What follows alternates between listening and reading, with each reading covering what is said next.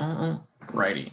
So with that being said, let's go ahead and jump into the notes for this evening, which, if you've looked at them already, are kind of a continuation for the stuff we were talking about on Tuesday.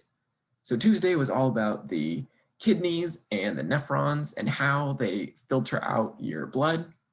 Today, we're going to be going a little bit more into detail on the nephron and specifically looking at where urine comes from in terms of the major compound urea that's found in it and how that is produced by our bodies. So with that being said, as always, making sure to record me going through the notes this evening. And so if you need to go back and watch a video of me going through them, you can find them in the Zoom class video section of our Google Classroom in the Urine and the Nephron tab. But our actual notes for today are all the way down here in week 6. Our Thursday notes on urine and the nephron. So we're not going to be talking about a ton of brand new material today. Instead, we're going to kind of be going over a little bit more detail of some of the stuff that we talked about on Tuesday.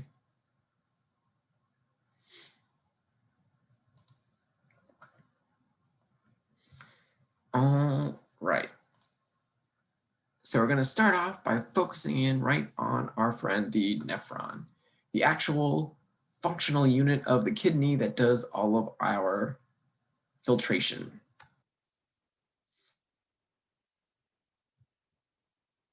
So if you remember, as our blood goes into the nephron, it produces a fluid called filtrate, where it's pulled all of, or I shouldn't say all, but a whole bunch of the water and electrolytes and vitamins and stuff out of our bloodstream.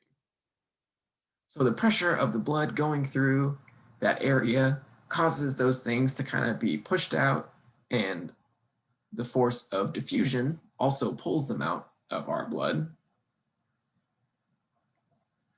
And so as that filtrate goes through our nephron, it's basically this whole big series of tubes where nutrients and water are sort of being balanced between the blood and the nephron until eventually all of the leftover stuff at the very end of the cycle is taken out by that collecting duct and eventually turned into urine, the liquid waste that we get rid of when we pee. So today we're really going to be focusing on this filtrate and what's going on with it as it passes through all those different tubes of the nephron. We talked about it a little bit on Tuesday when we were going over the kind of reabsorption aspect of stuff, especially with water. And so today we're just going to go a little bit more in depth into that. So the blood coming into our nephron comes in through a little artery. So remember, arteriole is just a fancy word for a very small little artery. So the renal artery is the big artery that goes into the kidney, and then it branches off into lots of these smaller arterioles called afferent. So afferent arterioles. And this guy is what goes into the glomerulus. So if you remember from Tuesday, the glomerulus is that kind of concentrated crisscrossing of the blood vessel. And that's where those wastes and waters and electrolytes are pushed and filtered out of the bloodstream. So our glomerulus is this big knot of capillaries, and surrounding the glomerulus is that big kind of cup structure called the Bowens Capsule. So if I was able to act it out with my hands, you'd have your big Bowens capsule, and then all that knot of capillaries of the glomerulus inside of it. So as these water and waste and electrolytes kind of leak out or are pushed out of the capillary walls, that is what becomes the filtrate. So the capsule, the Bowens capsule, is essentially what captures all that filtrate and moves it along to the rest of the nephron. So our Bowens capsule is sort of kind of like a funnel, essentially. It's catching all of that different waste and water products coming out of the glomerulus and collecting it into the filtrate that's going to travel along the rest of the nephron.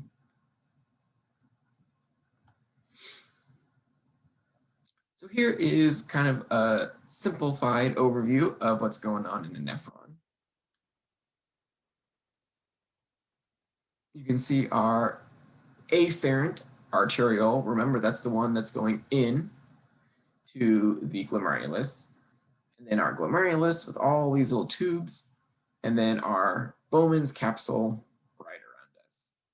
So you see in this diagram, there's a whole bunch of different arrows that we're going to talk about as we go through. And in our capsule,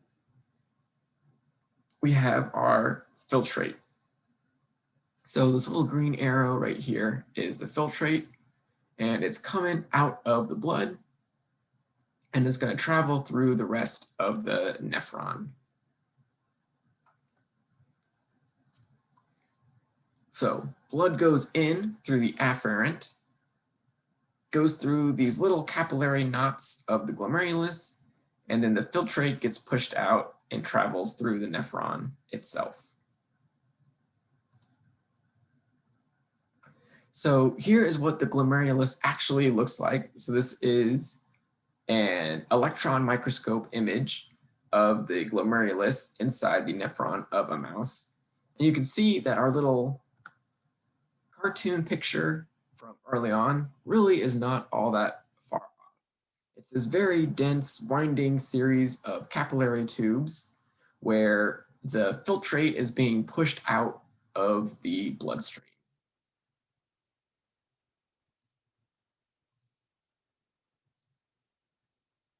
So I already talked some about our Bowens capsule.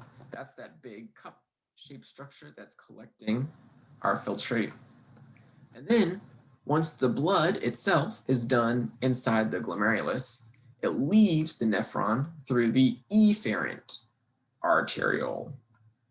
So afferent is for going in, efferent is for leaving the glomerulus.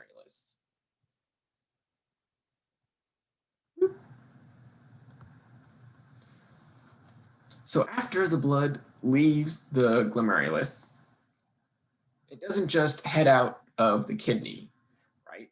Last time we talked about how there's a lot of resorption, reabsorption of electrolytes and nutrients and water into the bloodstream. So our efferent arteriole that leaves the glomerulus then goes and branches out over our nephron into something called, a big fancy name, paratubular capillary network. Or we're just going to shorten it to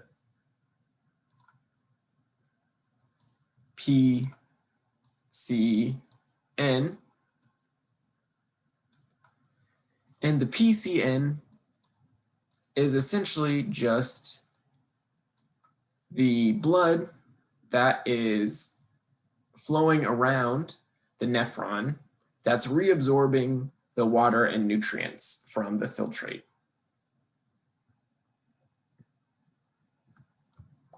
So like if you go back to our previous image,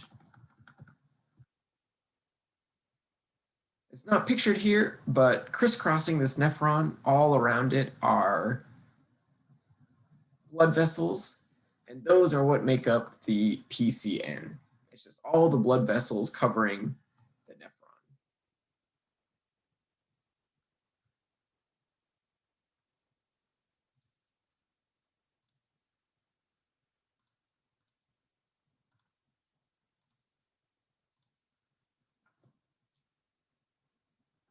So PCN is just all of the capillaries, all of those little blood vessels that surround the nephron.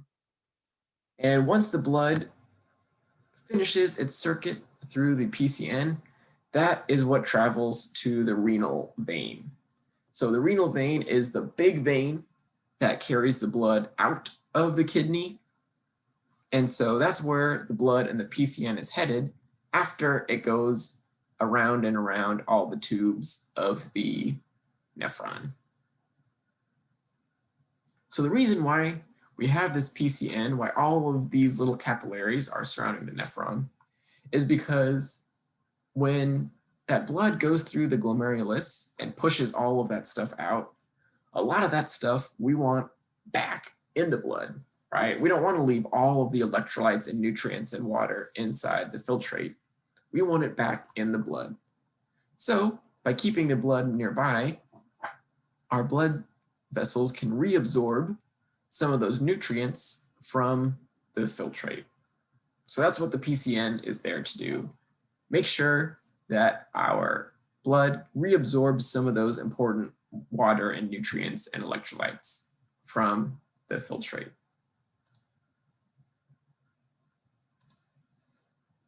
So we have another long, complicated name, the proximal convoluted tubule, or the much easier way to say it, the PCT. And it's a complicated name for a simple structure.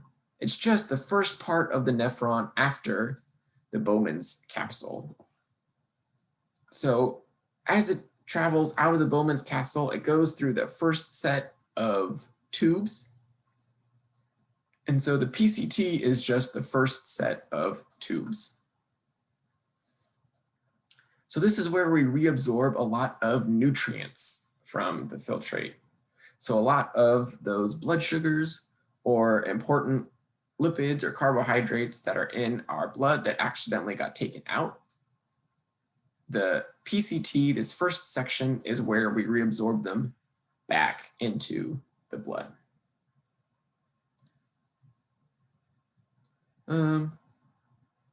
Okay, don't really worry about that third part. That just goes into some extra details that we're not going to worry about. So if you imagine that we have these kind of blood vessels leading from the efferent arteriole and kind of looping their way all throughout the nephron, that is our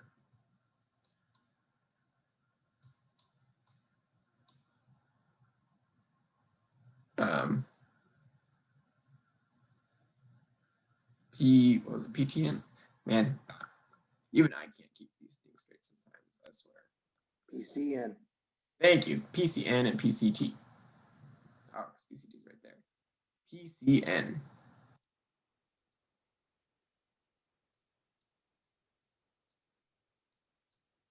It's a lot. It sure is, man. All right. So our PCN is all of these blood vessels that are crisscrossing all around the nephron, absorbing important stuff back in. And our PCT, like it says, is just this first section of the nephron. And so this is where a lot of those nutrients get reabsorbed. And so our filtrate comes out, it starts traveling through our PCN. And as it's doing that, our PCT, the tubule,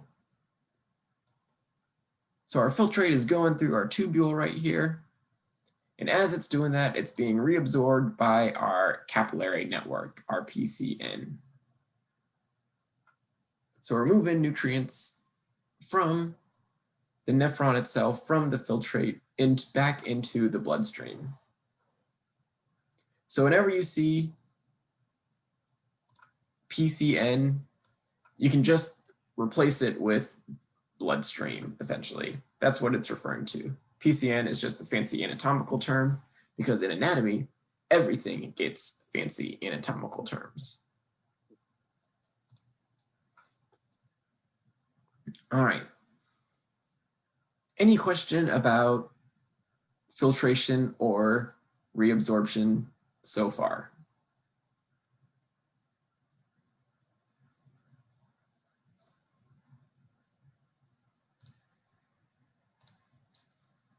All righty. So the next part should be familiar. We talked about it a lot on Tuesday. It's the loop of Henle. So this is that big descending loop of the nephron that goes way down from the cortex of the kidney on top down to the medulla of the kidney underneath.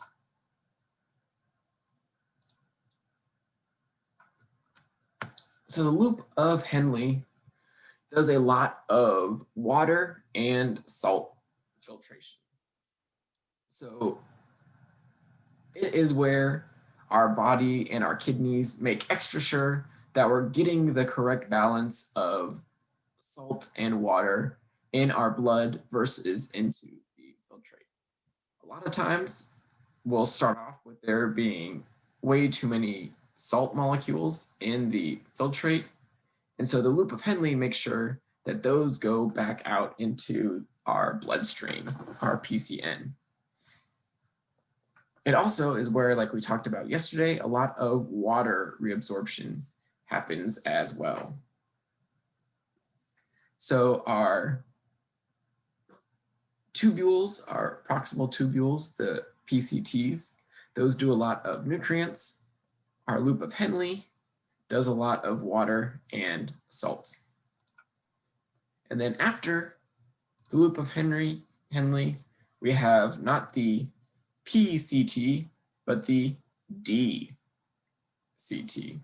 D meaning distal, which if you remember way back to the very beginning of this semester when we talked about anatomy terms, proximal means closer to a certain area and distal means further away. So the first set of tubules was the proximal CT because that was closer to our glomerulus in Bowens capsule. Our last set before the collecting duct is the D for distal CT because distal means further away, more distant.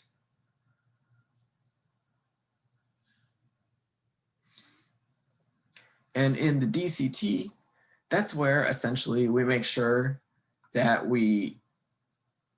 it does more balancing of the filtrate and the blood. But in the DCT is where we make sure where we actually may take some substances from the blood into the filtrate. So it says, whoa, when we went through the loop of Henle, we actually put a little bit too much stuff back into the blood. We need to take some of that out into the filtrate. So again, everything is all about trying to balance, making sure we have the right amount of electrolytes, salt, nutrients, and water in our bloodstream versus in our nephron. And our distal convoluted tubule, the DCT, is kind of the last area where that balancing act happens.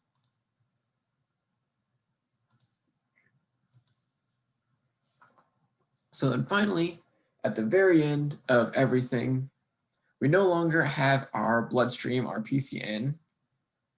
That has already started to head back to the renal vein. All we have left is our remaining filtrate going through the collecting duct. So at this point, once we've made it to the collecting duct, our filtrate can be officially called urine because there's no more stuff that's going to be added or taken away to it. And as the collecting duct goes down, several nephrons will all connect into the same collecting duct and carry it down into an area called the renal pelvis that we didn't really talk about on Tuesday. It's essentially just an area where all of the nephrons and all the collecting ducts dump out all the urine.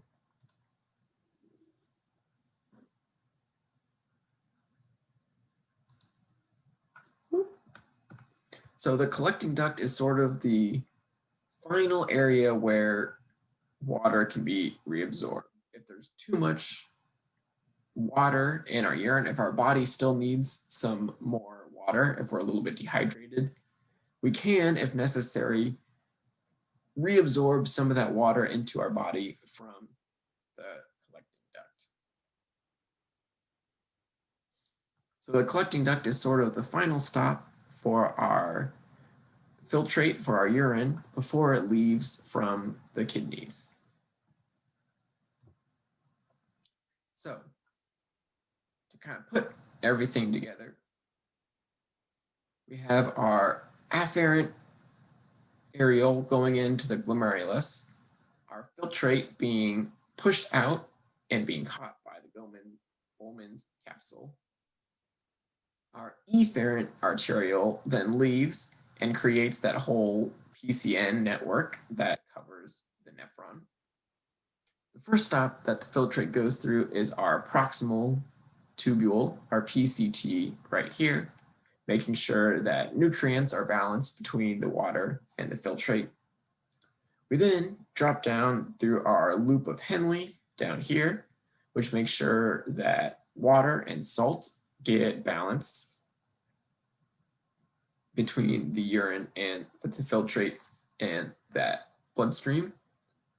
Finally, we go through our distal tubule. So again, proximal is the close tubule. Distal is the distant, far away tubule.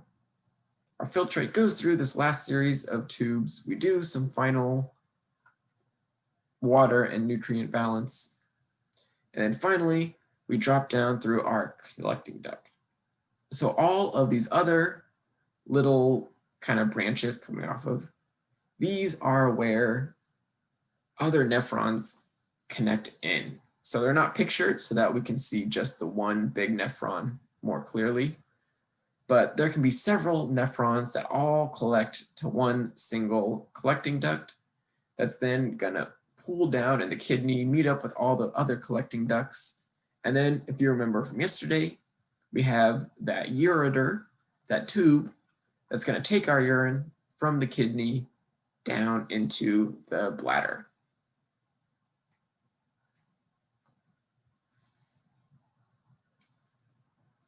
All right, so I know that's a whole lot of information that I just threw at you about our different sections of the nephron. Any questions about anything that I just went over? Anything that you still don't really understand or aren't really sure about? Or anything that you want me to go back and explain again?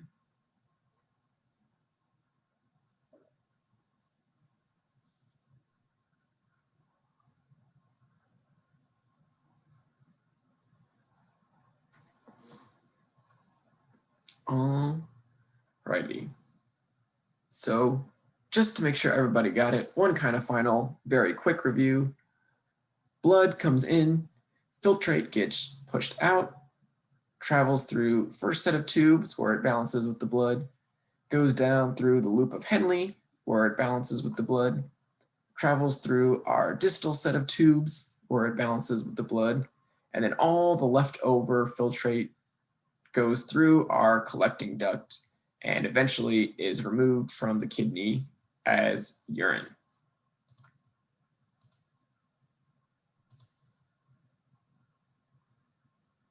So like I mentioned before, that loop of Henle drops all the way down into the medulla. So if you remember on the kidney, the cortex is the kind of top layer, and then the medulla is in the second layer.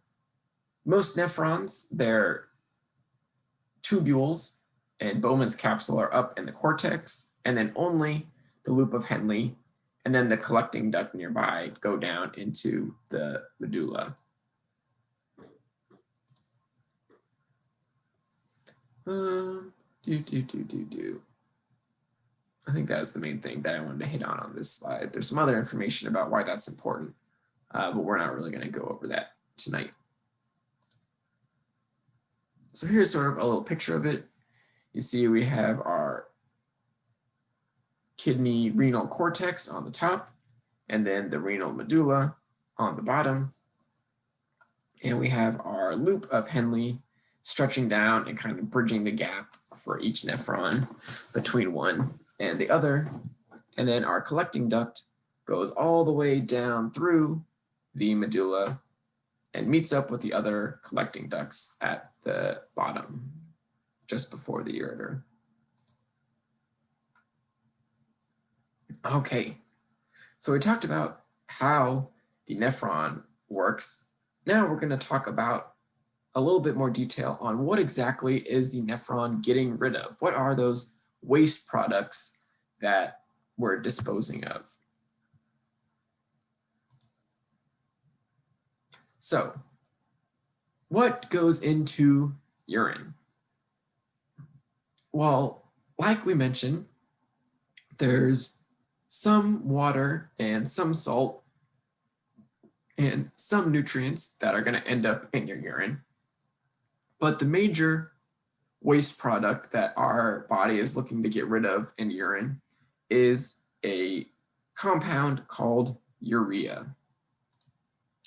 Let's see, is there, oh, there's a yellow one. Perfect. Urea.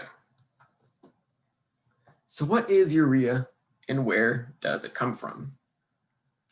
Well, if you remember back when we talked about our macromolecules, I mentioned that amino acids are one of those. They get turned into proteins. But as proteins in our body degrade and are broken down over time, our amino acids will get broken down as well. And you probably don't remember this because we didn't talk about it a lot. But the amino acids are made up of a couple different sections. There's in our kind of central carbon. Then there is a side group section, which a lot of times is represented by the letter R, which can be a whole bunch of different things. Then there's what's called a carboxylic section or carboxylic group. There's a single hydrogen. And then the important one that we're going to focus on today is called the amine group, which is this guy over here, this NH3 group. So when we break down amino acids, we break all of these groups away from this central carbon. And most of that isn't a big issue, except this amine group over here. When it's broken away from our carbon, it turns into ammonia. And ammonia is a very toxic compound for humans. It's very, very bad for there to be a lot of ammonia circulating in your bloodstream. It is toxic, but it's naturally produced by your body. When we break down these amino acids, we make this ammonia. So this ammonia is bad, and our body has to figure out what to do with it to make it less toxic. Luckily, our liver comes to the rescue. In our liver, a chemical reaction happens that's helped along by our liver cells, where we convert ammonia into a different substance called urea. It's still nitrogen-based, so it looks similar to ammonia, but it's in a new form that is much less toxic. Urea has a much lower toxicity for humans compared to ammonia.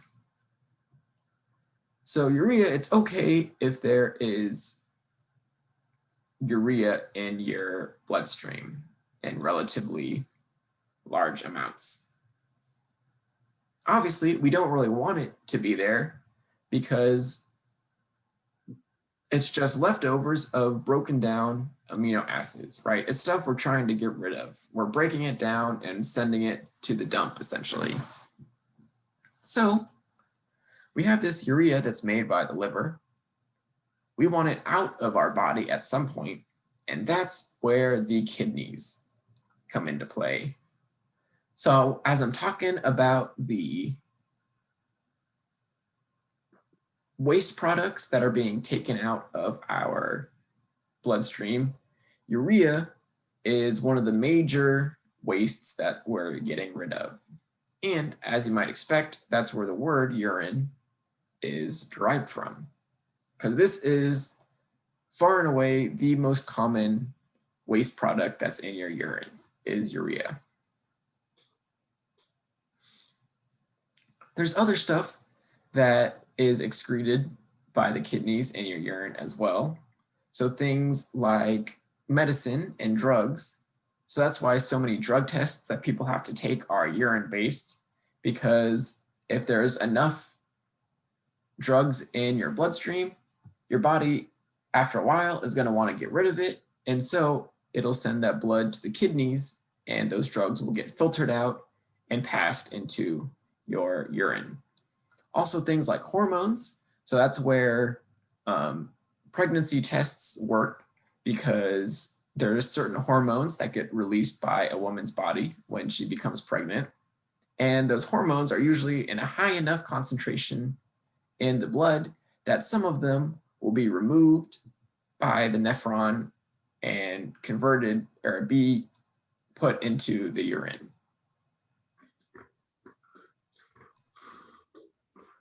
So the urine can tell us a whole lot about what is circulating in somebody's body, which is why usually when you go to the doctor's office for a visit, a lot of times they want you to give them a urine sample.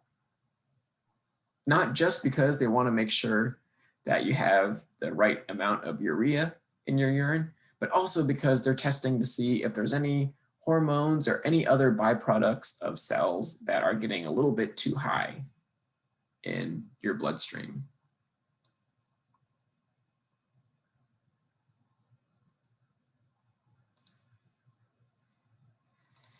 All right, so for a little bit more visual overview of how urine is produced, we have our amino acids. So like I said, we have our starting C right here in the middle. And we have our H, we have our R group, we have our carboxylic group, and most importantly, oh, it's NH2, not 3, that's my bad. But we have our nitrogen group. And this guy is going to be the one that gives us trouble.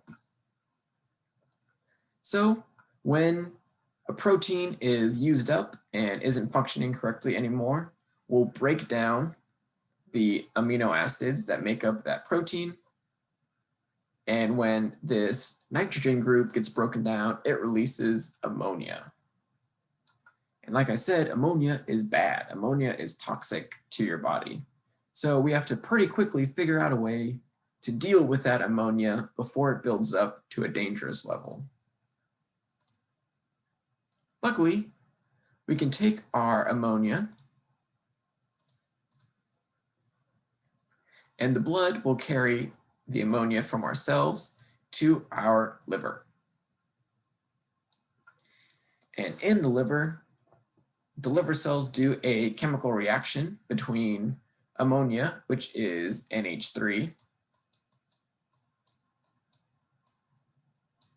and carbon dioxide, CO2, in order to produce a new compound, urea. Again, urea is much less toxic than ammonia. We can handle there being a lot more urea in our bloodstream compared to ammonia.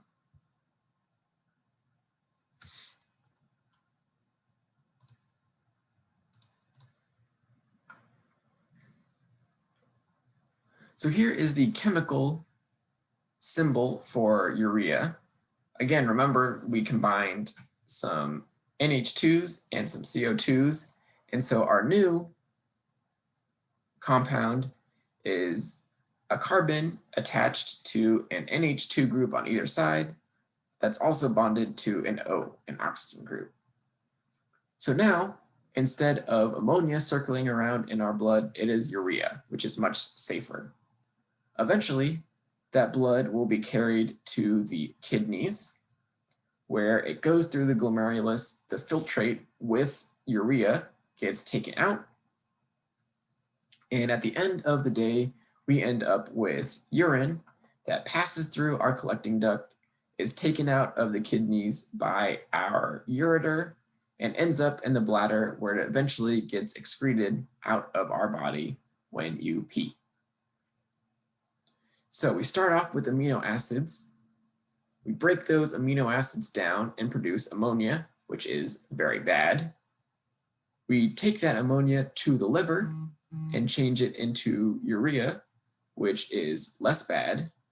And then eventually that urea passes through the kidney, where it'll be filtered out and concentrated in our urine.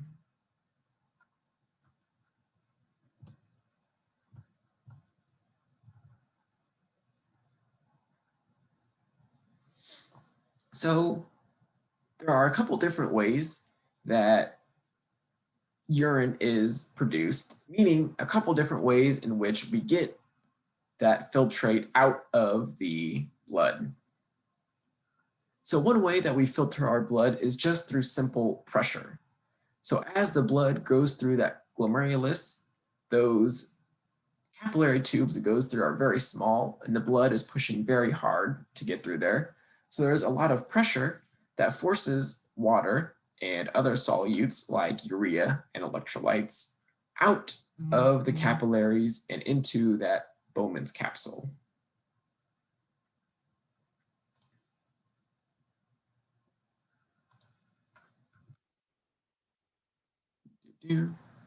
So our blood cells and things like platelets are too big to be pushed out of the blood, so they stay in our bloodstream. And then after we get that pressure pushing those water and urea and other stuff out of the blood, it's collected by the Bowens capsule and goes towards that proximal tubule, that first set of tubes.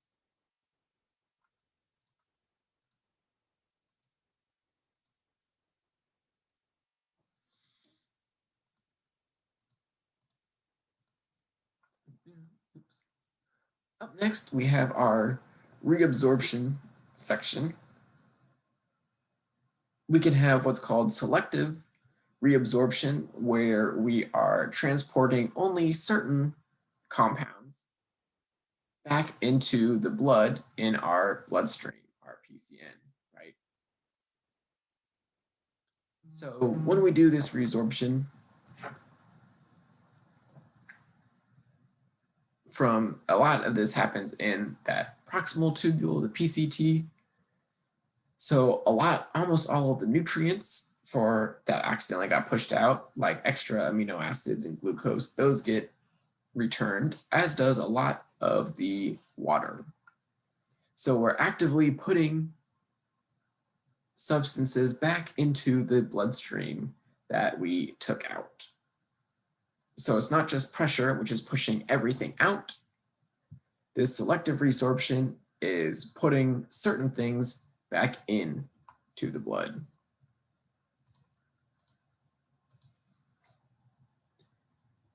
And then finally, after that proximal tubule, we get pretty much all of our important vitamins and nutrients reabsorbed. So then we're mostly focused on reabsorbing water. So the loop of Henle does water resorption, that distal tubule does water resorption, and even the collecting duct does some water resorption.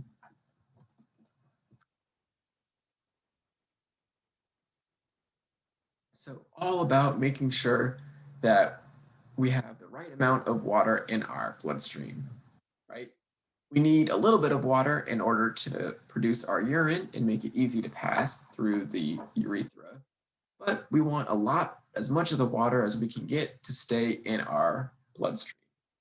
Unless you've been super hydrating yourself and drinking tons of water, in which case your body is fine with getting rid of a lot of water. That's why if you drink a ton of water during the day, you feel like you have to go pee all the time because your body is saying, okay, this is a lot of water. In fact, it's too much water. We need to get rid of some of this water. Kidneys tell this person to go pee so we can get rid of some of our water. Fun fact, well, I don't know if it's a fun fact, kind of a morbid fact, but something that people don't think about. It is actually possible to overdose on water.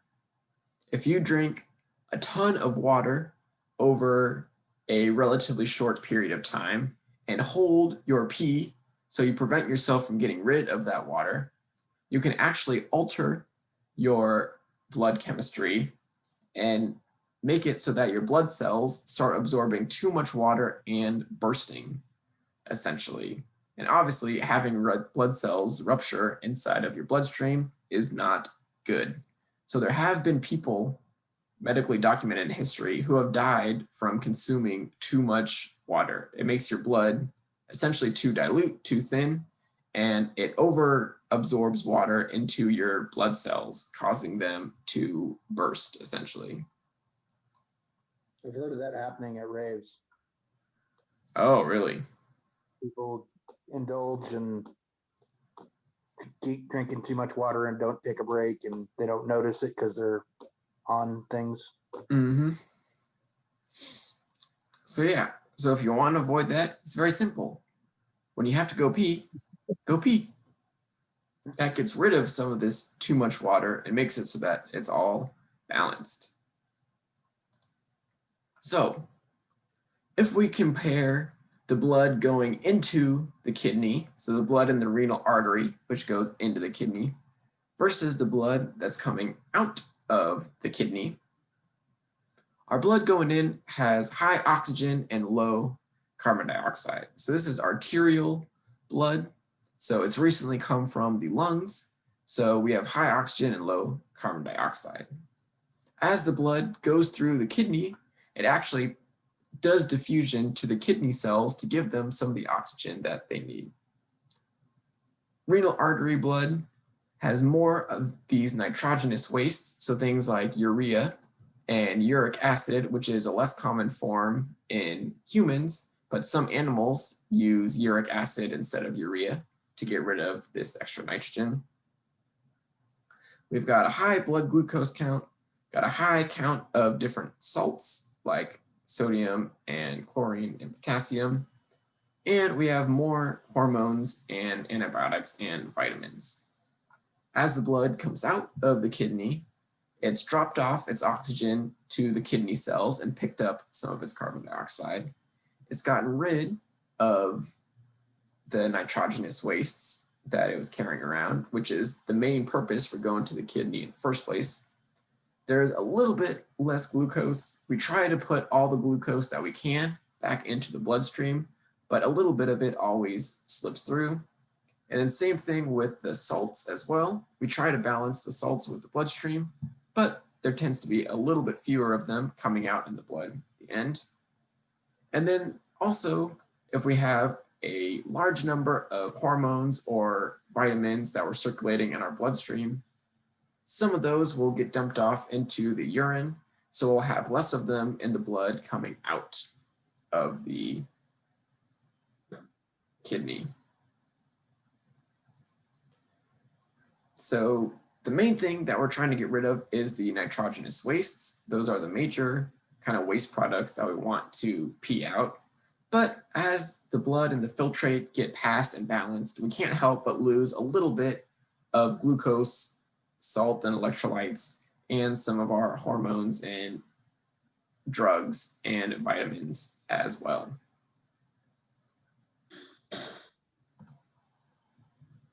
All right, and that brings us to the end of talking about kidneys, nephrons, and urine. Does anybody have any final questions about how this kidney filtration system works? Anything that you're still not sure about, or that you've heard about the kidneys and want some more information on?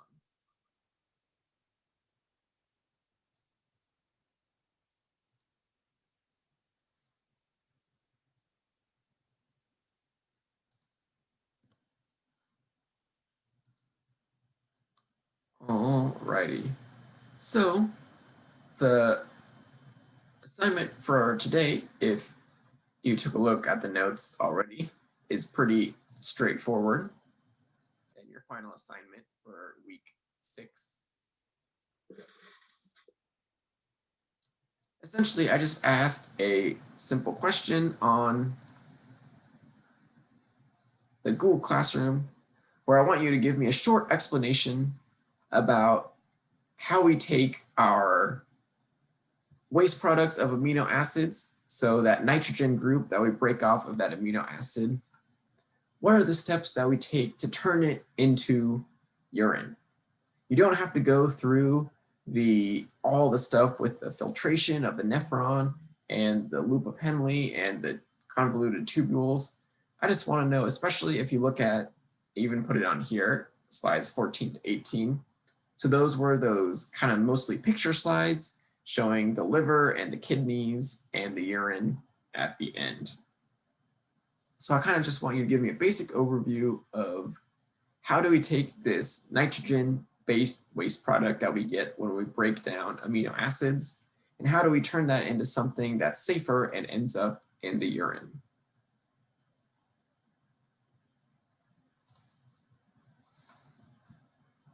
Any final questions about anything excretory system related?